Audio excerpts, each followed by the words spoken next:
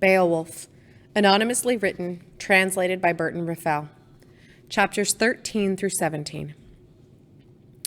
And then in the morning, crowds surrounded Heorot, warriors coming to that hall from faraway lands, princes and leaders of men, hurrying to behold the monster's great staggering tracks. They gaped with no sense of sorrow, felt no regret for his suffering, went tracing his bloody footprints, his beaten and lonely flight, to the edge of the lake where he'd dragged his corpse-like way, doomed and already weary of his vanishing life. The water was bloody, steaming and boiling in horrible pounding waves, heat sucked from his magic veins. But the swirling surf had covered his death, hidden deep in murky darkness his miserable end, as hell opened to receive him.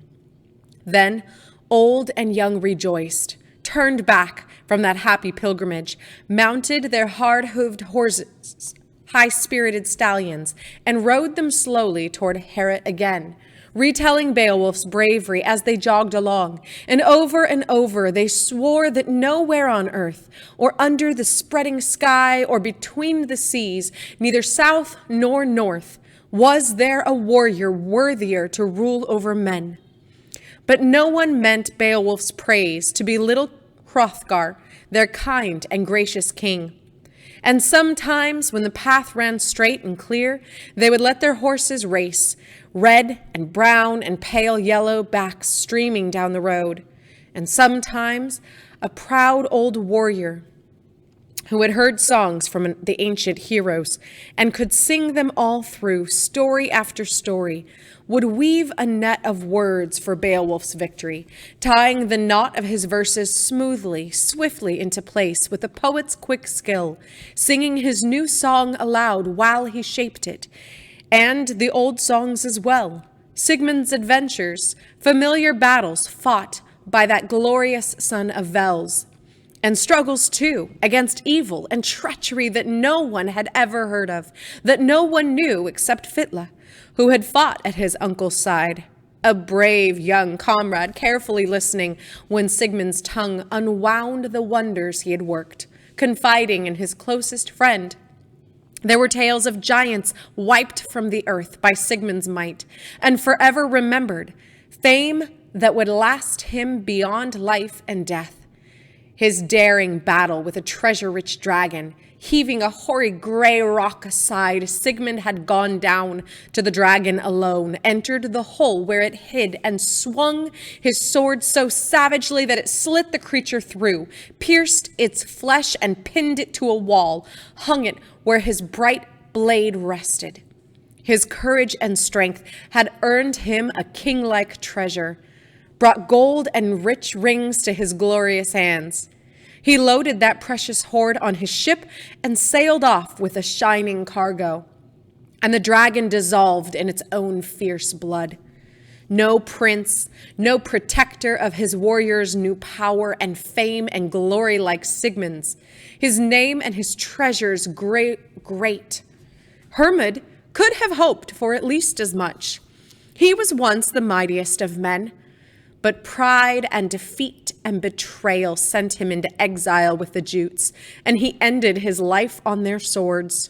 That life had been misery after misery, and he spread sorrow as long as he lived it, heaped troubles on his unhappy people's heads, ignored all wise men's warnings, ruled only with courage.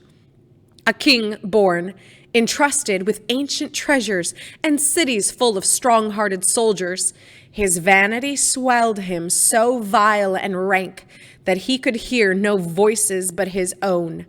He deserved to suffer and die. But Beowulf was a prince well-loved, followed in friendship, not fear. Hermod's heart had been hollowed by sin. The horses ran, when they could, on the gravel path. Morning slid past and was gone. The whole brave company came riding to Heorot, anxious to celebrate Beowulf's success and stare at that arm.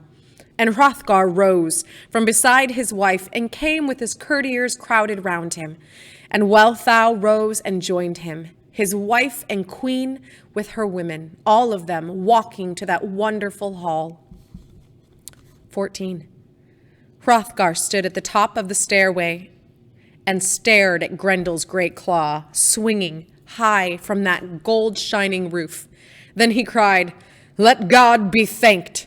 Grendel's terrible anger hung over our heads too long, dropping down misery. But the Almighty makes miracles when he pleases, wonder after wonder, and his world rests in his hands. I had given up hope, exhausted prayer, expected nothing but misfortune forever. Heorot was empty, bloody. The wisest and best of our people despaired as deeply, found hope no easier, knew nothing, no way to end this unequal war of men and devils, warriors and monstrous fiends. One man found it, came to Denmark, and with the Lord's help did what none of the Danes could do. Our wisdom, our strength, worthless without him. The woman who bore him, whoever, wherever, alive now or dead, knew the grace of the God of our fathers, was granted a son for her glory and his. Beowulf, best of soldiers, let me take you to my heart, make you my son too, and love you, preserve this passionate peace between us, and take in return whatever you may want from whatever I own. Warriors deserving far less have been granted as much, given gifts and honored, though they fought no enemy like yours. Glory is now yours forever and ever. Your courage has earned it, and your strength. May God be as good to you forever as he has been to you here." Then Beowulf answered, "What we did was what our hearts helped our hands to perform. We came to fight with Grendel, our strength against his. I wish I could show you here in Heorot his corpse stretched on this floor. I twisted my fingers around his claw, ripped and tore at it as hard as I could. I meant to kill him right here, hold him so tightly that his heart would stop, would break, his life spill on the floor. But God's will was against me. As hard as I held him, he still pulled free and ran, escaped from this hall with the strength fear had given him. But he offered me his arm and his claw, saved his life, yet left me that prize. And paying even so willingly for his freedom, he still fled with nothing but the end of his evil days, ran with death pressing at his back, pain splitting his panicked heart, pulling him step by step into hell. Let him burn in torment, lying and trembling, waiting for the brightness of God to bring him his reward." Unferth grew quiet, gave up his quarreling over Beowulf's old battles, stopped all his boasting, once everyone saw proof of that prince's strength. Grendel's huge claw swinging high from Hrothgar's mead hall roof, the fingers of that loathsome hand ending in nails as hard as bright steel, so hard, they all said, that even the sharpest of swords could have cut it through, broken it off the monster's arm, and ended its life, as Beowulf had done, armed with only his bare hands. 15. Then the king ordered Heorot cleaned and hung with decorations. Hundreds of hands, men and women, hurried to make the great hall ready. Golden tapestries were lined along the walls for a host of visitors to see and take pleasure in. But that glorious building was bent and broken, its iron hinges cracked and sprung from their corners all around the hall. Only its roof was undamaged when the blood-stained demon burst out of Heorot, desperately breaking Beowulf's grip, running wildly from what no one escapes, struggle and writhe as he will. Wanting to stay, we go, all beings here on God's earth, wherever it is written that we go, taking our bodies from death's cold bed to the unbroken sleep that follows life's feast. Then Hrothgar made his way to the hall. It was time, and his heart drew him to the banquet. No victory was celebrated better, by more or by better men than their king. A mighty host and famous, they lined the benches, rejoicing. The king and Hrunthulf, his nephew, toasted each other, raised mead cups high under Herod's great roof, their speech courteous and warm. King and people were one. None of the Danes was plotting then, no treachery hid in their smiles. Heathdane's son gave Beowulf a golden banner, a fitting flag to signal his victory, and gave him as well a helmet and a coat of mail and an ancient sword. They were brought to him while the warriors watched. Beowulf drank to those presents, not ashamed to be praised, richly rewarded in front of them all. No ring giver has given 4 such gifts, passed such treasures through his hands, with the grace and warmth that Hrothgar showed.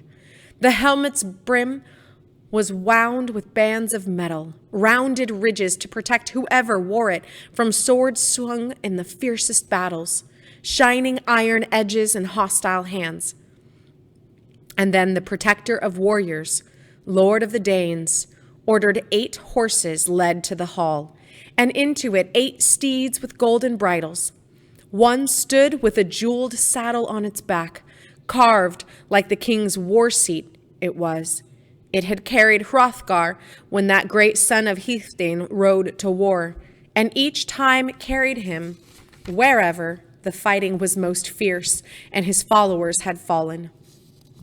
Then Beowulf had been honored by both the gifts Hrothgar could have given him, horses and weapons.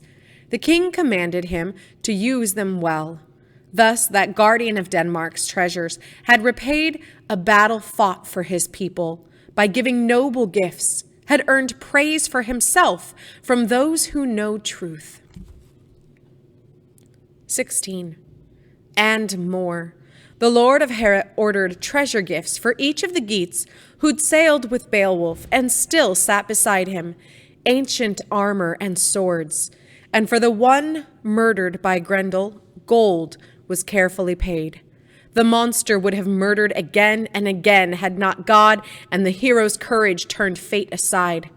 Then and now, men must lie in their Maker's holy hands, moved only as he wills.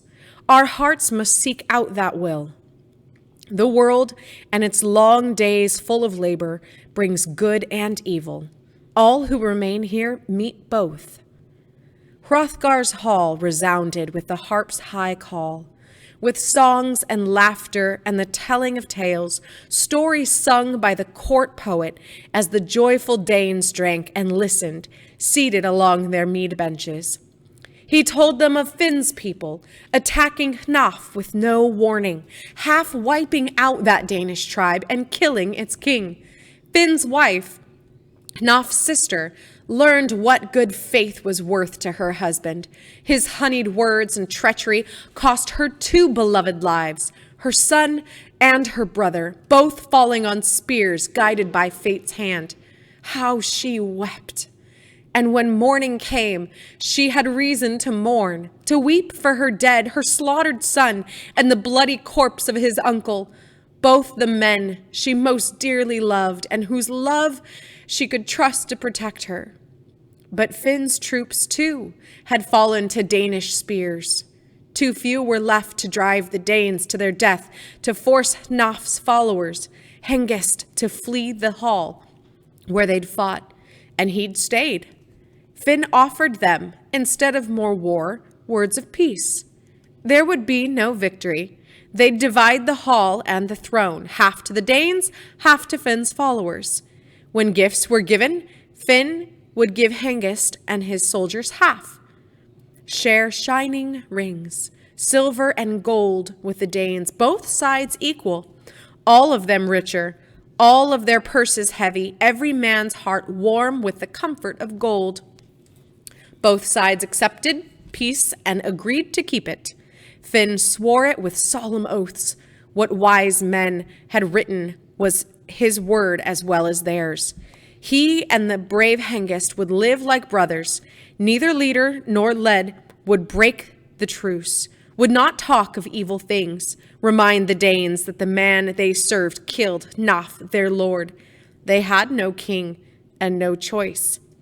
And he swore that his sword would silence wagging tongues if Frisian warriors stirred up hatred, brought back the past.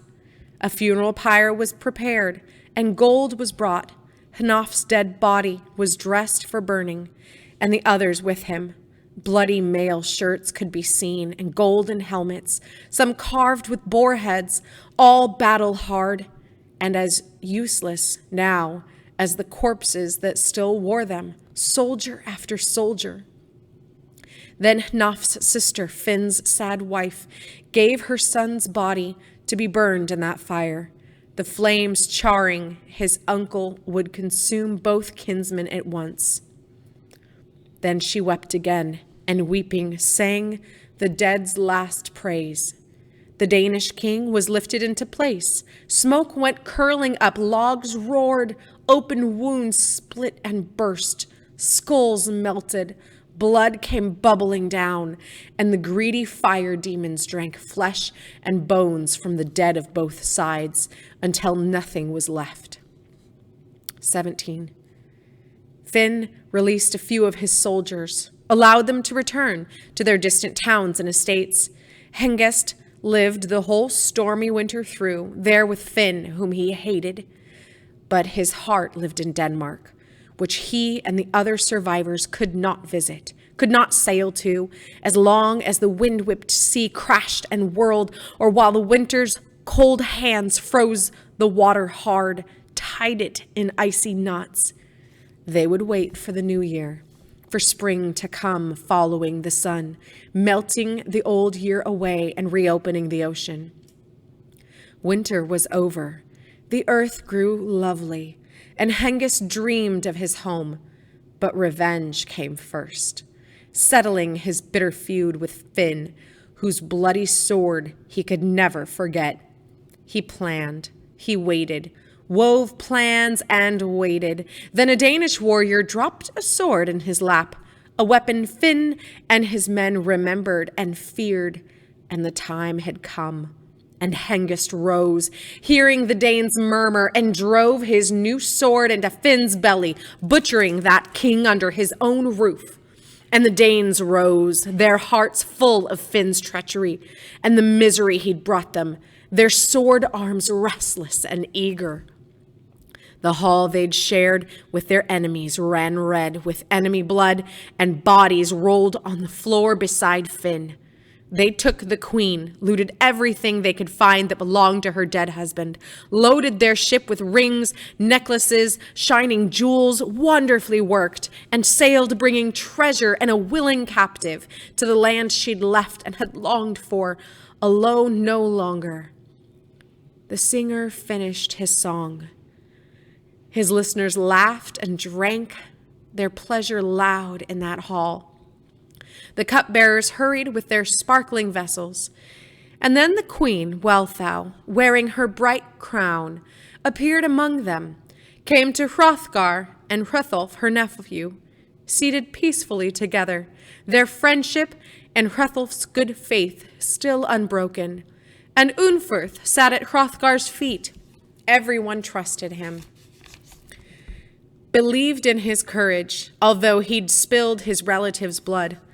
Then Wealhtheow spoke. "Accept this cup, my lord and king.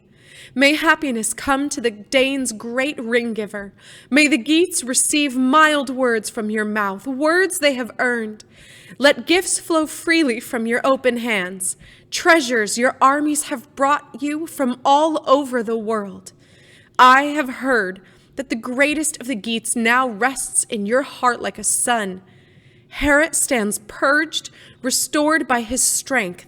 Celebrate his courage, rejoice, and be generous, while a kingdom sits in your palm, a people and power that death will steal. But your sons will be safe, sheltered in Hrethulf's gracious protection. If fate takes their father while Hrethulf is alive, I know your nephew's kindness. I know he'll repay in kind the goodness you have shown him.